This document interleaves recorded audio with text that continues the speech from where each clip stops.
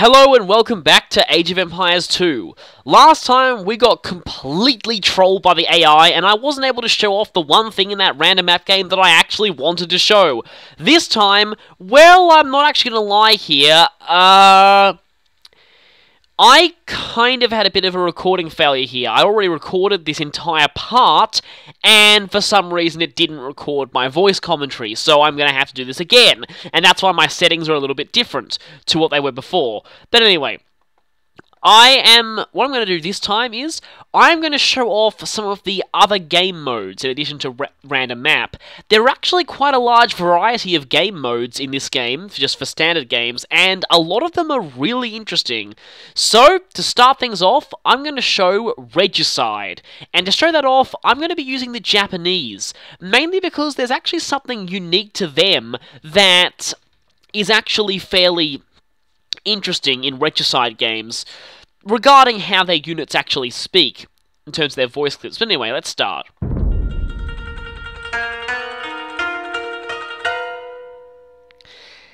Yeah, that riff actually did kind of freak me out a little bit. It's funny, a lot of music scared me when I was younger, but I do like it now, but now that I know that it's like a shamisen and that's a traditional Japanese instrument, but still, it is a little bit eerie, you've got to admit.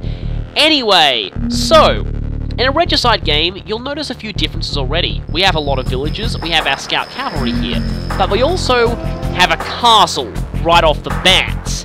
Yeah, good luck rushing early game with this there.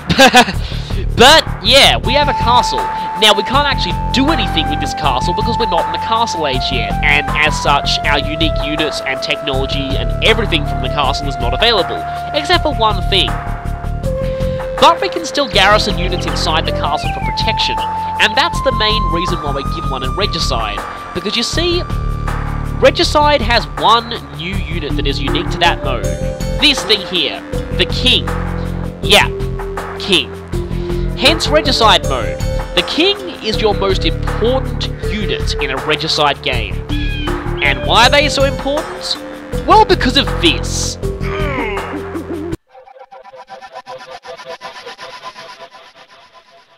Why, thank you for demonstrating, Mr. King. Now let's restart that again and pretend that never happened. Yes, in a Regicide game, whenever you lose your king, you lose the game. Your king dies, you are done. Defeated instantly.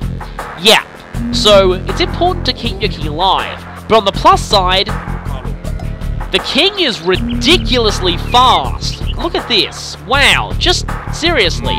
They're actually a little bit, almost as fast, if not a little bit faster than scout cavalry. So, yeah.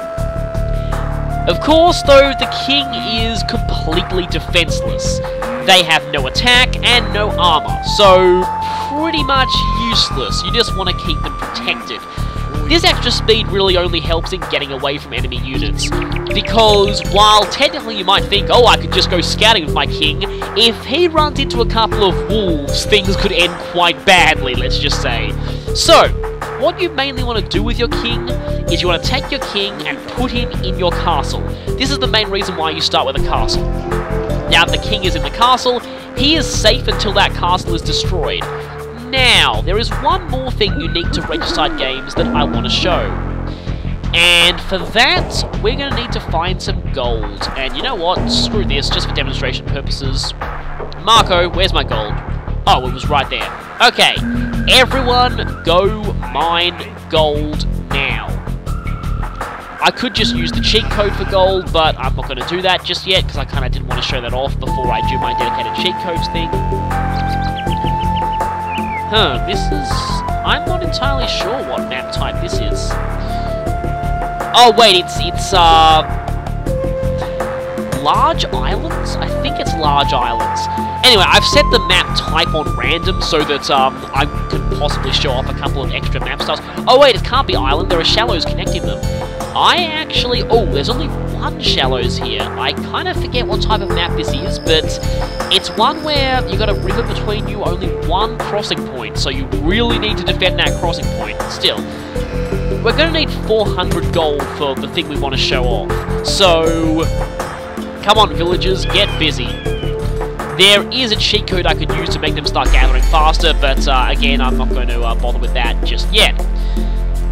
So, actually, King, you go over to the castle. While my villagers are gathering gold, I probably should talk about the thing that I was going to mention that's unique to the Japanese here. Now, the Japanese are interesting in that in terms of the voice clips for their units, their villagers use a totally separate set of lines to their military units.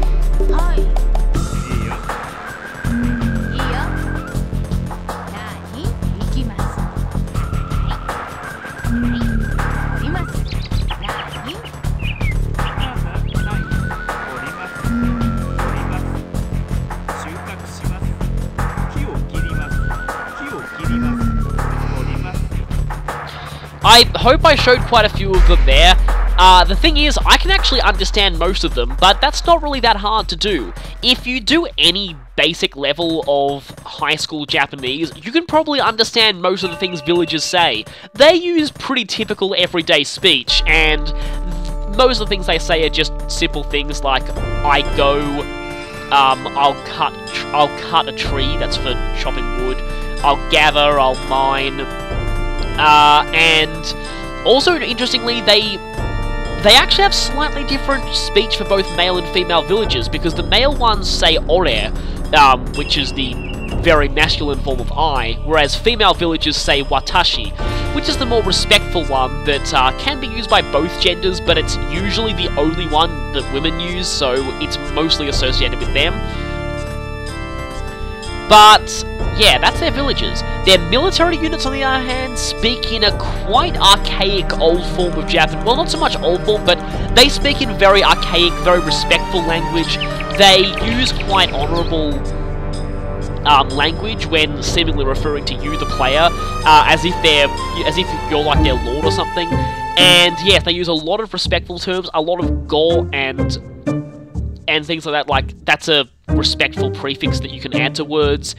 And like, to give an example, since I don't have any military units here, like, they say things like "gomere o," which is what is your order, but it's actually very honourable speech, so very respectful.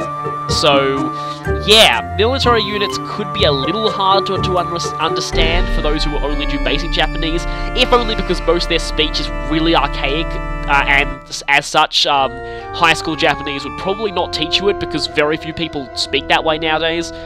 But, speaking of very few people speaking that way nowadays, the King actually has a completely different set of voice clips entirely.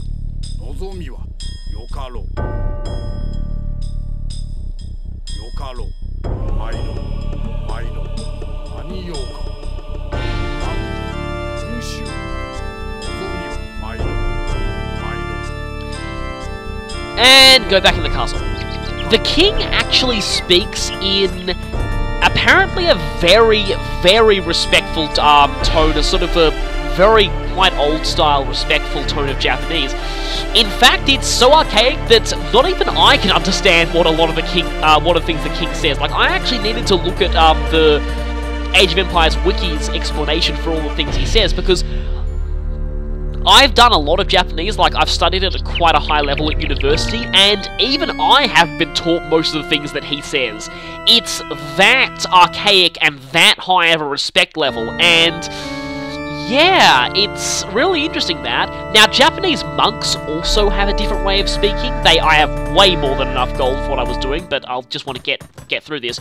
Japanese monks actually have a different way of speaking as well. A lot of the Asian civilizations have different voice clips for monks, because they speak in not just more of a, oh, hi, Scout Cavalry. They just speak in not so much more of a respectful, well, not only more of a respectful tone, but also more of a typical old people kind of speech as well. Which, yeah, you see with the Japanese monks as well, but I'm not going to show that off here. Now, also, a few of the European civilizations actually have different voice clips on monks as well. For example, the Britons and the Franks have their monks speaking Latin instead of very, very, very old medieval English and very, very, very old medieval French, respectively. So, that's a nice attention to detail here. But enough of the rambling on about language trivia, we're going to see what this one other extra feature of Regicide mode is. See this eye icon there? You might recognise that as the technology Spies. However, Spies is not available in Regicide games.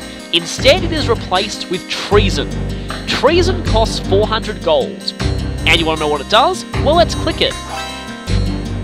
Treason is instantaneous, and wait, oh, right, enemy are Mongols, okay, I was half thinking they were Japanese as well, but hey, they're Asian as well, but anyway. Yes, researching Treason will immediately show you the location of all enemy kings on the map, and they're stealing my sheep. I don't care.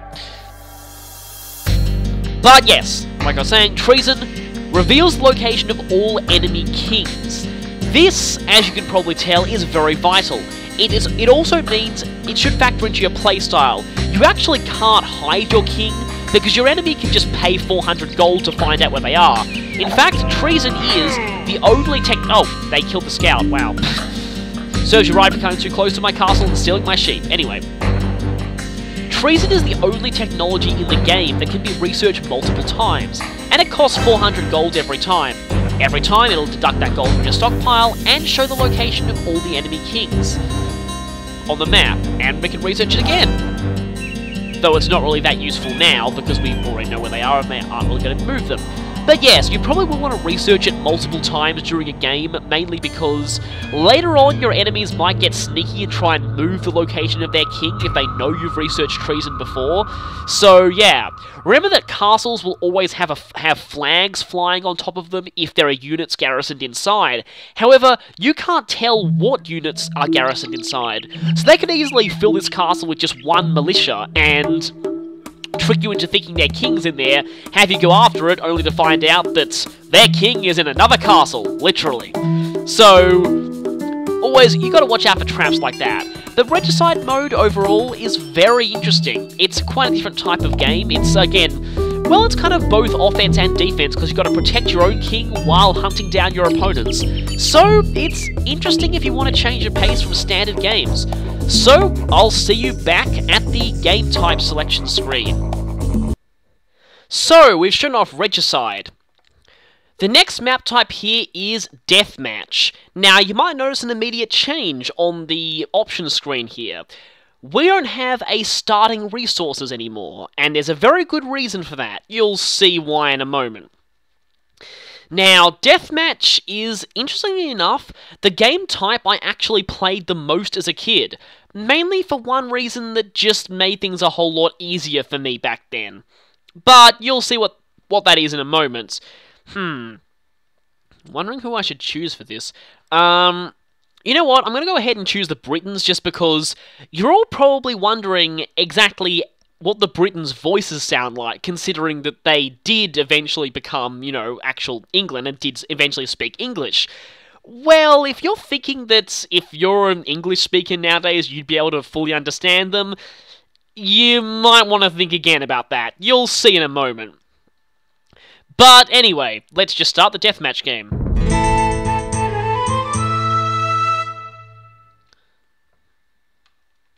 I do quite like the Britain's theme, it's pretty nice. Anyway, it looks like we've got a desert map here. You might notice nothing much seems to be different from a standard game. We have a town centre, we have three villages. That guy's blocked by trees, but he's still there. We have 3 villages and a scout cavalry, just like a standard game. But where things really differ, look at the resources. Yep, Deathmatch starts you off with enormous stockpiles of resources. Probably enough to last you the entire game. Pretty much more than you'll ever need. The main reason it's called Deathmatch is that, well, with resources this high, there's no other real strategy than to build stuff immediately, churn out a huge bunch of military units, and slaughter everything. Of course, back when I was a kid, I used to play this mode all the time, and I just, well, do it for the cutting down the resource gathering time, which back then I didn't really fully understand how to gather resources properly, so I liked it because this mode just started you with resources right off the bat. You didn't really need to do any of the boring stuff, you just could just get straight into the action.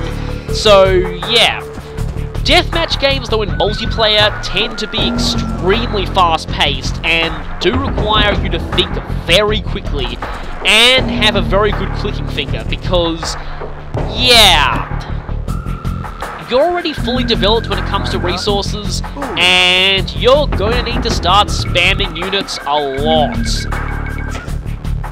Yeah. Now, the thing with Deathmatch, though, that makes it a bit annoying, there is one civilization that is infamous for having a ridiculously unfair advantage over all the others in Deathmatch games. This civilization is the Huns. Now, I'm not actually going to show that off, because the Huns get a campaign all to themselves later on, and that unique gimmick to them, I'd much rather show that off for the first time there. But suffice to say, something that I'm having to do right now in this Deathmatch game, the Huns don't have to do, and that gives them an enormous advantage. But anyway, I guess that's really all I need to say about Deathmatch. So, for the time being, I will just take these few moments to just explain why, well, the Britons probably aren't as understandable as you'd probably think.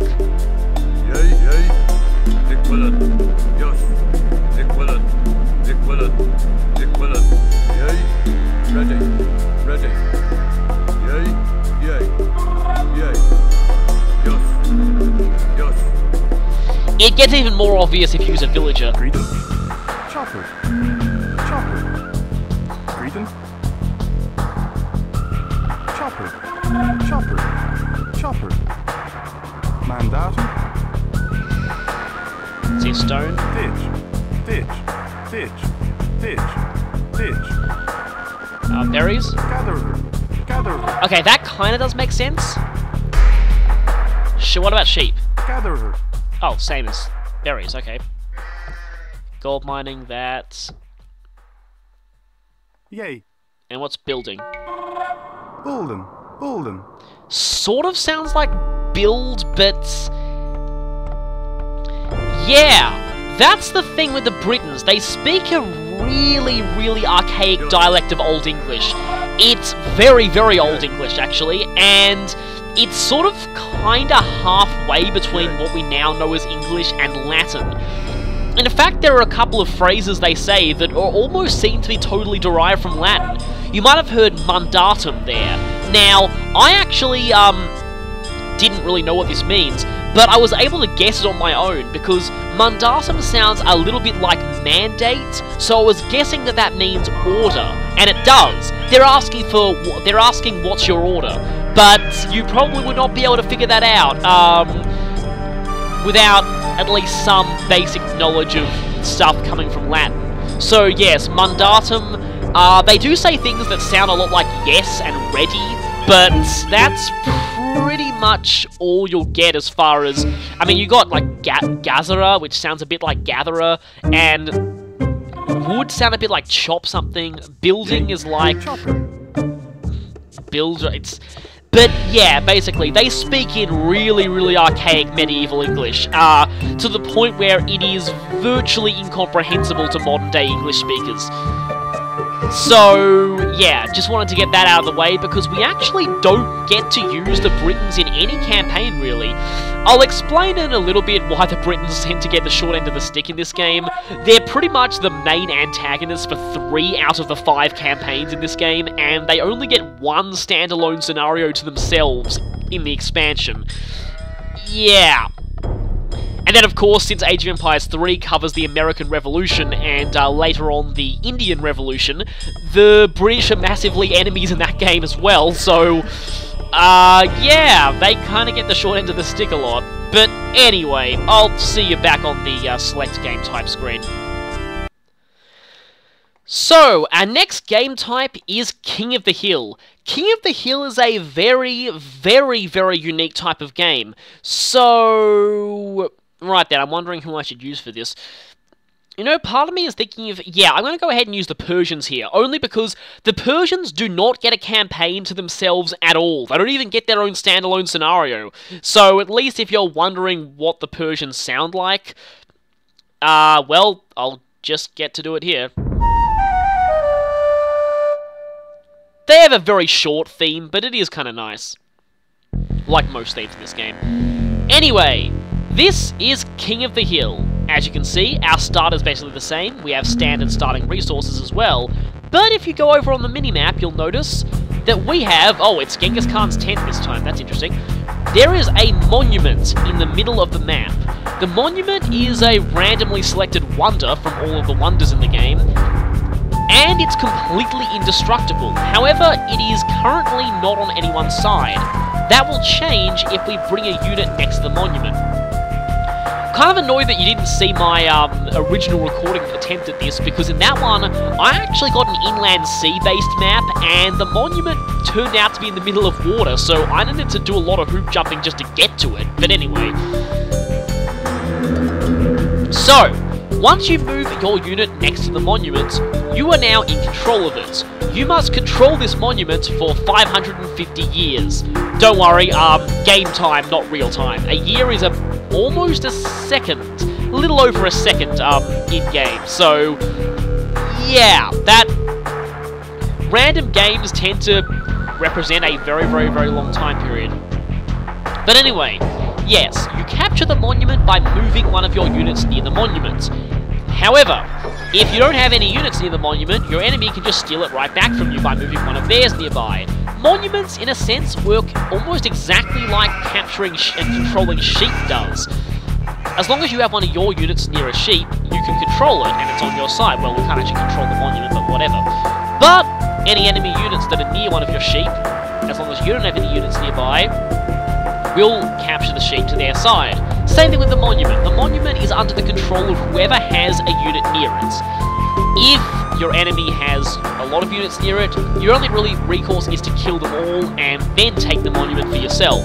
So, this game is kind of like a tug of war, basically. One side captures the monument, later on you can actually build walls around it to defend it, and even towers, so expect whoever finds the monument first to, well, kind of build up a big fortification around it. But eventually, yeah, you'll be able to break those fortifications, someone might take it back, and then it will just... Control will switch back and forth, until someone manages to maintain control of it for the duration of the rest of the game. It is a very, very interesting type of game, and yeah, totally different victory conditions to what you'd normally see. So, King of the Hill is very interesting. Of course, it doesn't really give you much of an opportunity to talk about how wonders work, because this wonder works a little uniquely to most others. However, the next two game types will. And I'll see you back on the game mode screen. And now it's time for Ye Olde Fact of the Day. Treason. I've pretty much said all I can about treason in the video itself, but I just wanted to give this thing a stat sheet to itself anyway. The treason technology, again, is completely exclusive to Regicide mode, and is the only technology in the game that can be researched repeatedly. It costs 400 gold every time, though the Huns have a way of getting it cheaper, but only them. And it requires researching their unique technology first. But it temporarily reveals the location of all enemy kings on the map. Treason is pretty much the backbone of most Regicide games, and as such, you'll need to focus on gold gathering a lot earlier on and a lot more often than in regular games, because, yes, you'll need a good stockpile of gold to keep researching treason just to make sure that your enemy doesn't pull any fast ones with hiding their kings or anything like that. Because rest assured, they will try and be sneaky and hide their kings at certain points. But, yes, with the treason technology, its very existence also affects how you play as well, because you have to remember that your king is never actually safe, and always... there is always a chance that your opponent will research it and they'll know where they are, so never count on your king being hidden. They can't hide. There is nowhere for them to run from treason. And, yeah. Anyway, what I just said. Basically, yeah, just bear that in mind. And that's pretty much all I need to say about treason. Now it's time for the history lesson. And here we hit a bit of a snag, since the game's manual actually doesn't have a historical entry for treason. It does for spies, but not for this. However, treason is a term that most people probably know, and I'm just going to go ahead and improvise this one. because there are actually a few interesting things about it that I just found out that I didn't really know before. But anyway, treason historically is some kind of crime against the state, but in popular culture we most commonly know of high treason, which during medieval times meant crimes directly committed against the king or one sovereign. And this is pretty much what this technology represents in the game. Now, something that I can't believe I didn't know this, but apparently traitor actually is... the term traitor is actually tied to treason. Traitor originally meant a person who committed treason, so basically, yeah, that's where we get that from. So I can't believe I never made the connection before, but that is interesting. So basically, revealing the location of your nation's king to enemy assassins would certainly be an act of high treason, and that's clearly what this technology represents during the game. The gold you pay for it probably represents the amount of gold that you have to pay to the enemies who are selling out their own king, so yeah, that's, well, pretty self-explanatory. Crime of treason still exists in some countries nowadays, but now it means crimes against the state rather than against the king, because most places don't really have kings anymore, and if they do, they're usually pretty irrelevant politically.